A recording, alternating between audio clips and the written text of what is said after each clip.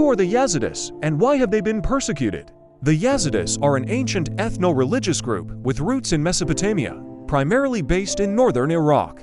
Their faith, Yazidism, is monotheistic and centers around the worship of a holy figure called Melek Taz, the peacock angel. Because their beliefs differ from Islam, Christianity, and Judaism, they have often been misunderstood. Many falsely accuse them of devil worship due to Melek Taz's complex role in their theology.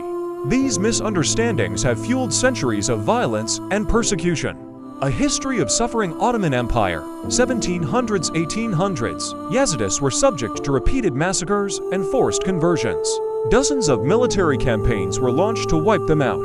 Early 20th century, during the collapse of the Ottoman Empire and the Armenian genocide, Yezidis were also targeted along with Armenians and Assyrians. Saddam Hussein's regime 1970s–1980s, under Ba'athist rule, many Yezidis were displaced, their villages destroyed, and their identity suppressed.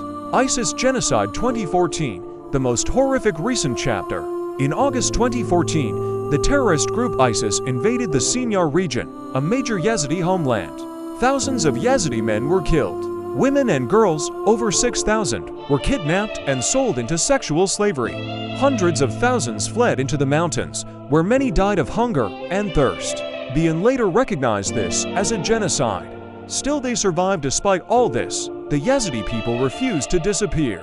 They continue to pray, to gather in their holy valley of Lalish, and to teach their children about who they are. Survivors around the world speak out, keeping the memory of those lost alive and fighting for justice. Through the ashes, the voice of the Yezidis. They lived in the mountains, where stone remembers the footsteps of ancestors, where the sky speaks softly to the earth, and children learn prayers by the light of oil lamps. But every century, someone came with fire and sword, shouting, "Be like us, or vanish." And the Yezidis hid once more in caves, buried their elders in haste, whispered comfort to crying children in the dark. 2014. Sinjar.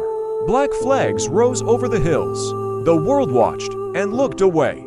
Men were lined up, executed in fields. Mothers were torn from their daughters. Girls, some only 10, were sold like objects, marked with numbers, beaten, broken, told, "Your God cannot save you." But in the mountains, where no food remained and only silence reigned, they still prayed. And still they rise. They came down from the peaks, eyes hollow, but hearts unbroken. The survivors carried more than pain. They carried stories, songs, names of the dead. In refugee camps and courtrooms, they speak of justice. In Lalish, they light candles for the lost. And in every voice, a vow, greater than we are not erased. We are not ashamed. We are Yazidi, and we are still here.